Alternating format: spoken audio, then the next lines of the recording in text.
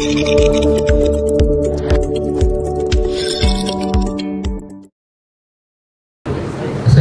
warahmatullahi wabarakatuh.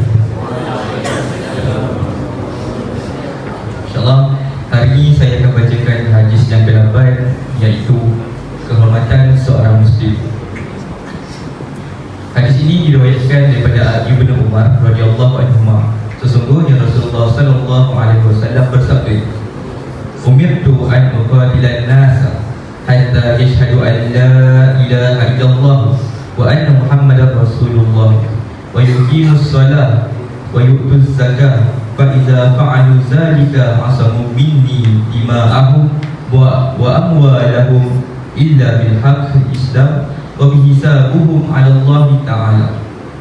Artinya, aku diperintahkan supaya memerangi manusia hingga mereka mengucapkan syahadat tiada Tuhan melainkan Allah dan Muhammad itu pesuruh Allah, mendirikan salat dan menunaikan zakat.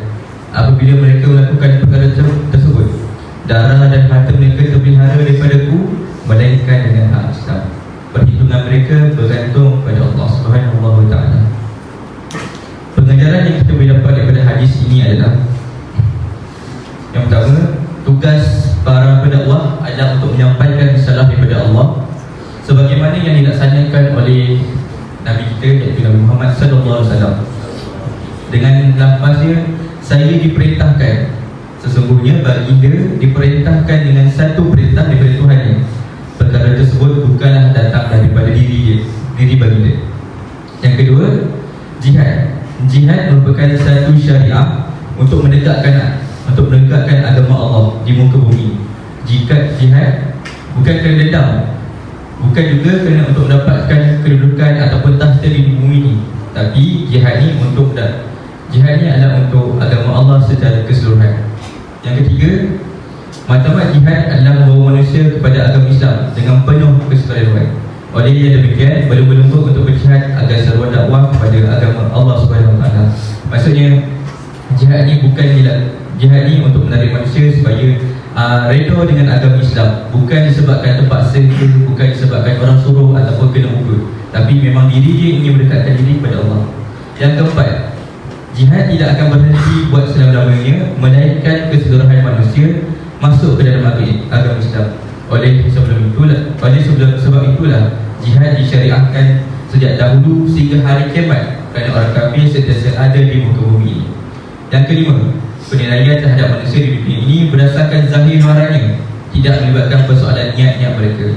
Justru Rasulullah mengaitkan keselamatan darah dan harta mereka berdasarkan ucapan syahadah, mendirikan solat dan mengeluarkan zakat. Kesemua amalan ini merupakan amalan yang zahir yang kita boleh nampak, dan dia tidak melibatkan penilaian terhadap niat kita. Yang terakhir, hadis ini menjadi bukti yang kokoh dan yang kokoh bahawa amalan perbuatan merupakan sebahagian daripada keimanan. Keimanan dalam hati akan terjemahkan melalui tindakan dan perbuatan kita. Kesimpulannya yang saya boleh buat berdasarkan hadis ni menceritakan tentang kehormatan seorang Muslim. Maksudnya, Islam sungguh menjaga kita punya, Islam menjaga mengambil berat tentang hak-hak pengadunya, iaitu kita sesama Muslim. Jadi kita sebagai Muslim janganlah kita merampas hak orang, merampas hak orang, mencuri hak orang, mengambil hak orang. Sebab apa? Sebab perkara macam ni dia akan menjadi tuntutan kita, menjadi tuntutan di akhirat kelak. Jika kita tak ambil ke, terampas, pulangkan balik. Jika dah gunakan, gantikan balik yang baik. Yang kedua, hadis ni dalam kita menjaga hak, jangan sampai kita menggila-gilakan hak. Jangan sampai kita merasakan hak ni memang satu benda yang perlu kepada kita. Contoh, jangan sampai hak ni membuatkan kita adanya pemikiran harikatul fikriyah, ataupun senang kita pada zaman ni adalah liberal, yang menganggap ada sebagian liberal yang menganggap dia nakkan hak yang sama, kesamarataan hak baik lelaki baik perempuan. Maksudnya hak perempuan dia nak, hak lelaki pun dia nak. Jangan sampai juga kita macam merasakan agama di muka bumi ini sama. Siapa yang betul? Setiap agama dia mengajarkan kepada kebaikan, tapi jelas dalam Al-Quran kata agama Islam adalah agama yang benar.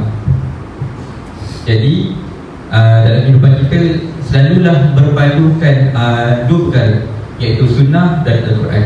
Sebab apa? Kalau kita tinggalkan dua perkara ni, ibarat kita tergambar-gambar di lautan, mencari pedoman tapi tak ke mana jua. Sekian.